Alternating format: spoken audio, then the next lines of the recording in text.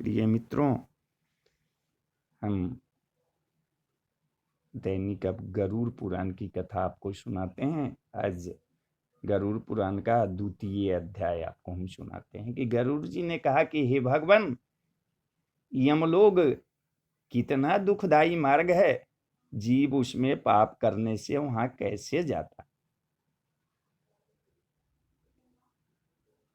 मुझे वह सब कहिए कि जीव उसमें पाप करने से वहां कैसे जाता है।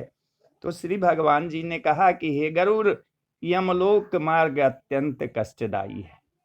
मेरे भक्त होते हुए भी तुम उसे सुनकर कांप जाओगे। वृक्षों की छाया उस यमलोक में बिल्कुल नहीं है, जिसके नीचे जीव क्षण मात्र के लिए विश्राम कर सके।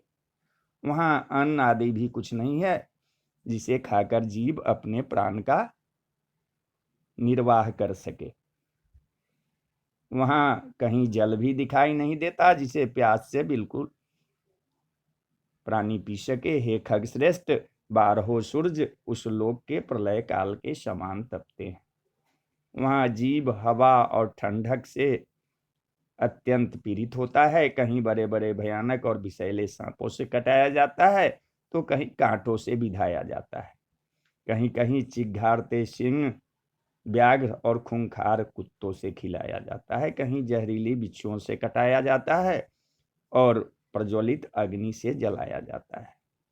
तब उसके बाद उस जीव को एक 80 पत्र वन में, जो 2000 योजन विस्तार का है, उस वन में कौवा, गीध, उलूक और भयानक मक्खियां रहती है, और उस वन के चारों ओर प्रचंड दावाग्नि लगी रहती है। डंक युक्त मक्खियों के काटने तथा अग्नि की गर्मी से तप्त जब वह जीव वृक्ष के नीचे जाता है, तब उसका शरीर तलवार के समान तेज उन वृक्षों के पत्तों से छिन्न भिन्न हो जाता है। कहीं पर्वत पर से नीचे गिराया जाता है, तो कहीं अंधेरे कुएं में गिराया जाता है।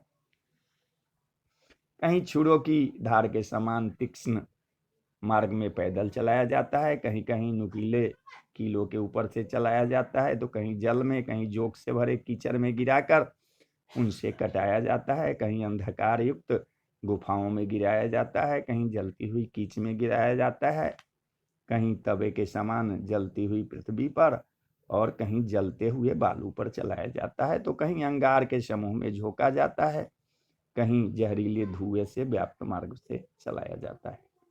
कहीं आग और पत्थर के टुकड़ों की वर्षा, कहीं कहीं रक्त और गर्म जल की वर्षा होती है, कहीं खारे कीचड़ की वर्षा होती है, तो कहीं भयानक गुफा एवं कंदरा में घुसाया जाता है, जिसमें बहुत ही गहरा अंधकार है, और कहीं कठिनाई से चढ़ने योग्य शिलाएं हैं। कहीं विस्था से, कहीं रक्त से एवं कहीं पीप से भरे कुंड है, जिनमें रहना पड़ता है। एक बैतरनी नाम की घोर नदी मध्य मार्ग में है, देखने मात्र से जो भय को देने वाली है, और जिसकी बात सुनने मात्र से रोमांच हो जाता है। 100 योजन वह नदी चौड़ी है, जिसका किनारा हड्डियों से बना है, और जिसमें पीप रक्त भरा हुआ है। उसमें रक्त, मांस और पीप के कीचड़ भरे हैं, जो बड़ी गहरी है तथा बड़े दुख से पार की जाने योग्य है। जिसमें शेवार घास ही केस के समान है, जो बड़े बड़े घड़ियालों से पूर्ण है। मांस खाने वाले सैकड़ों प्रकार के पक्षियों का उसमें निवास है। हे गरुड़, आग की ज्वाला से तप्त हो घी जैसी कराह में खौलता हुआ है, उसी प्रकार उस नदी का जल पापी को आया देखकर खौलता है। वह सुई के समान मुख वाले कीड़ों से चारों ओर संयुक्त है। गीध और कौओं से, जिनके चोंच वज्र के समान है, वह नदी व्याप्त है। मगर, घड़ियाल, मछली, जोंक, मछुआ तथा अन्य मांसभक्षक जलचरों से भरी पड़ी है। उस नदी में अत्यंत रोता हुआ पापी जीव छोड़ा गया है। हे भाई, हे पुत्र, हे पिता आदि शब्द कहकर बारंबार पुकारता है। वह पापी जीव जब भूख प्यास से पीड़ित होता है, तब खाने और पीने को वही रुधिर और मांस मिलता है। वही रक्त और फेन से युक्त नदी है। भयदायक घनघोर गर्जन करती हुई उस नदी को वह पापी मनुष्य देखने मात्र से मूर्छित हो जाता है। उसमें अनेक प्रकार के जहरीले बिच्छू और सर्प भरे हैं। उसमें गिरे हुए जीव की रक्षा करने वाला कोई प्राणी नहीं रहता है। नदी के सैकड़ों हजारों भंवरों में पड़कर वह पापी जीव पाताल के नीचे जाता है। क्षण भर में फिर वही जीव ऊपर की ओर आता है। हे गरुड़, यह नदी पापी जीवों के पतन के लिए ही बनाई गई है। अत्यंत कठोर दुख को देने वाली ऐसी नदी का आर पार दिखाई नहीं देता। इस प्रकार अनेकों प्रकार के दुखों को यम मार्ग में भोगते हुए रोता चिल्लाता हुआ वह प्राणी यमलोक को जाता है।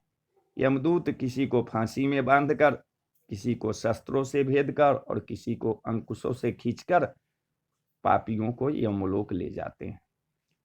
वे यमदूत पापियों को किसी के नाक कान में डोरी डालकर, किसी को कालपाश में बांधकर और किसी को कौवे के समान खींचते हुए यमलोक को ले जाते हैं। गर्दन, भुजा और पैर में सांकल बांधकर तथा लोहे का भारी बोझ उन पर लादकर रास्ते में चलने के लिए उनसे कहते हैं। उनको मुदगर से भयानक यमदूत मारते हैं। वह दुखी और पापी जीव मुंह से रुधिर गिराता है और उसी को फिर खाता है। अपने किए कर्मों के लिए सोचता और ग्लानि करता हुआ अनेक प्रकार के दुखों को भोगता यमलोक को जाता है। यम मार्ग में जाता हुआ वह अज्ञानी हा पुत्र हा पौत्र ऐसा कहकर विलाप करता हुआ संतप्त होता है। मनुष्य का जन्म पाकर मैंने कुछ भी धर्म नहीं किया, वह प्राणी मन में ऐसा सोचता है। हे शरीर, अपने किए कर्मों को भोगो, क्योंकि तुमने न कभी तो अग्नि में हवन किया और न कुछ दान ही किया और न तपस्या, न देवताओं का प्रेम पूर्वक पूजन ही किया और न ही सविधि तीर्थों की सेवा की। ब्राह्मणों का पूजन और गंगा स्नान भी नहीं किया। तुमने कभी साधुओं की न तो सेवा की और न ही परोपकार किया। इसलिए हे देहीन, अपने किए कर्मों का फल भोगो। मनुष्यों, पशु पक्षियों के पीने के लिए निर्जल देश में जलाशय नहीं बनवाया। ब्राह्मणों एवं गौ की जीविका के लिए कुछ साधन नहीं बनाया। इसलिए हे देहीन, अपने किए बुरे कर्मों के फल को भोगो। कभी पर्याप्त मात्रा में अन्नदान एवं गौओं को तृण भी नहीं दिया है। वेद शास्त्र के अर्थों पर श्रद्धा भी नहीं की, न कभी पुराणों को सुना और न तो कथावाचक व्यास का पूजन ही किया है। इससे हे देहीन, बुरे किए अपने कर्मों के फल भोगो। अपने स्वामी की आज्ञा का कभी पालन नहीं किया और न ही कभी बड़ों की सेवा एवं आदर सत्कार ही किया है। इसलिए हे शरीर, अपने किए कर्मों को भोगो। स्त्रियों के लिए पति की सेवा करना ही परम धर्म है। इसको जानते हुए भी पति की सेवा जिस स्त्री ने नहीं की, पति के मरने पर भी सती नहीं हुई, वैधव्य जीवन व्यतीत करती हुई जिसने तपस्या नहीं की, इससे हे देहीन, अपने किए कर्मों का फल भोगो। अपने पूर्व कर्मों के द्वारा अत्यंत दुखदायी नारी शरीर पाया। इस पर उसने न तो महीनों के न चांद्रायन व्रत ही किया और न ही उस शरीर के नियमों द्वारा क्लेशित किया। इस प्रकार अनेक विलाप करता हुआ स्त्री पुरुष जीव अपने पूर्व देह को स्मरण करता हुआ वह मानव शरीर कहाँ चला जाता है। वह जीव ऐसा कहता हुआ यम मार्ग में जाता है। वह प्रेत रूपी जीव 17 दिन तक वायु के समान चलता है। हे गरुड़, वह प्रेत सौम्यपुर नामक नगर में 18वें दिन पहुंचता है। उस सौम्यपुर नगर में महान प्रेतों के गण रहते हैं। पुष्पभद्रा नाम की नदी वहां पर है और एक बट वृक्ष सुंदर और सुखकारी वहीं पर है।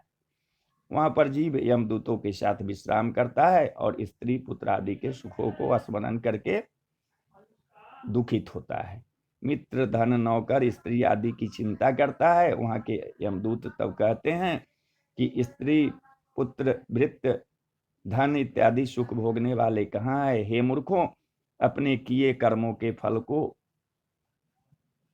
हम यमदूतों के बल को तू नहीं जानता। ऐसा प्रयास तूने कभी नहीं किया जिससे यम की यातना न सहनी पड़े। अब तो निश्चय ही तुझे यमलोक को चलना होगा। अब किसी भी प्रकार का मोलभाव इसमें नहीं हो सकता है।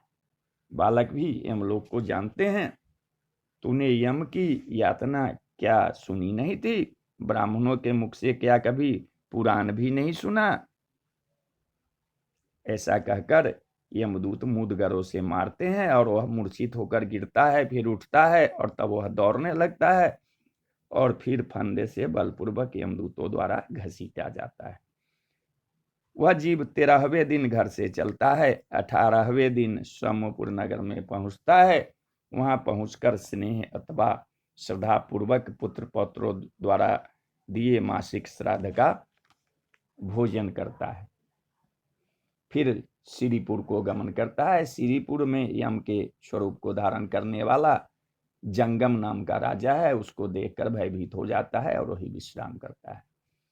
उस नगर में पहुंचकर त्रिपाक्षिक श्राद्ध में दिए हुए अंजल का भोजन करता है और उस नगर को पार करता है। इसके बाद वह प्रेत शीघ्रता से नगेंद्र भवन में पहुंचता है। वहां एक भयानक वन है, उसको देख दुखी होता है, रोता है, चिल्लाता है। निर्दयी यमदूत उसको बारंबार खींचते हैं और घसीटते ले जाते हैं। उस वन को वह प्रेत 2 मास में पार करता है। वही घर वालों द्वारा द्विमासिक श्राद्ध में दिए अन्न, जल, वस्त्र आदि को खा पहनकर फिर उन्हीं यमदूतों के साथ आगे को चलता है। 3रे महीने में वह प्रेत गंधर्वपुर पहुंचकर परिवार वालों द्वारा दिए पिंड का भोजन कर आगे को चलता है और 4थे महीने में शैलपुर नामक नगर में पहुंचता है। वहां पत्थरों की वर्षा से अन्न को खाकर कुछ सुखी होता है। फिर वह जीव 5वें महीने में क्रौंचपुर में पहुंचता है। वहां 5वें महीने में दिए श्राद्ध आदि को खाकर क्रूरपुर में पहुंचता है। वहां अत्यंत निर्दयी प्राणी रहते हैं। 5.5 महीने में दिए अन्न और जल को खाकर वहां ठहरता है। आधे मुहूर्त तक ठहरकर यमदूतों के साथ आगे को चलता है।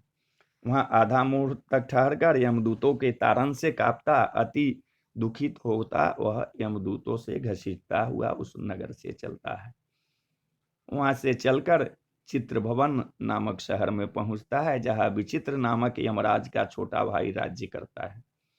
वहां बड़े विचित्र शरीर वाले को देखकर भागना चाहता है, परंतु परबस में पड़ा रहता है। उस प्रेत के आगे तब बैतरनी खेने वाले मल्लाह आकर कहते हैं कि बैतरनी नदी के पार उतारने वाले 10वें मास के दिए जल और पिंड को खाकर तृप्त नहीं होता। फिर वहां से 11वें महीने में चलकर रौद्र नगर में पहुंचता है। वह 11वें महीने में दिए श्राद्ध, जल आदि को खाने के बाद 11.5 महीने के पूरा होते ही पयोवर्षण नगर में पहुंच जाता है। वहां प्रेतों को दुख देने वाले मेघ बरसते हैं। न्यूनाधिक मास के दिए हुए श्राद्ध अन्न आदि को वहीं पर खाता है। वह प्राणी वर्ष पूरा होते शीताढ़ नगर पहुंचता है, जहां हिमालय से भी 100 गुनी अधिक शीत पड़ती है। वह जीव भूख और शीत से पीड़ित 10 दिशाओं में देखता है कि यहाँ मेरा कोई बंधु है जो मेरे इस दुख को मिटावे। यमदूत उस जीव से तब कहते हैं कि ऐसा तेरा पुण्य कहाँ है जिस पुण्य के बल से तू इस दुख से छुटकारा पा सके। वह पीड़ित जीव यमदूतों से ऐसे वचन को सुनकर वार्षिक श्राद्ध में दिए पिंड को खाकर धैर्य धारण करता है। यमलोक के समीप बहुमितिपुर में पहुंचकर पहले के मिले हाथ भर के शरीर का वर्ष के अंत में त्याग कर देता है। अंगुष्ठ मात्र का यातना शरीर पाकर अपने कर्मों के फल को भोगने के लिए यमदूतों के साथ जाता है। ये कश्यप और धर्म दैहिक दान जिन्होंने मरने के समय नहीं दिया है, धर्म संचय नहीं किया है, इस कारण वे यमदूतों के दृढ़ बंधनों से बंधे हुए कष्ट को भोगते हैं। हे गरुड़, धर्मराज नगर के 4 द्वार हैं, उसमें से दक्षिण मार्ग का हाल तुम्हें बतलाया हूं। प्यास और क्षुधा से पीड़ित ऐसे महाघोर मार्ग में प्राणी जैसे जाता है और वहां जाने पर फिर क्या होता है, वह सब तुमसे मैंने कहा। तुम अब क्या सुनना चाहते हो? इति श्री गरुड़ पुराणे यम मार्ग निरूपणं नाम 2 अध्याय समाप्त। तो बोलिए जय श्री हरि विष्णु, जय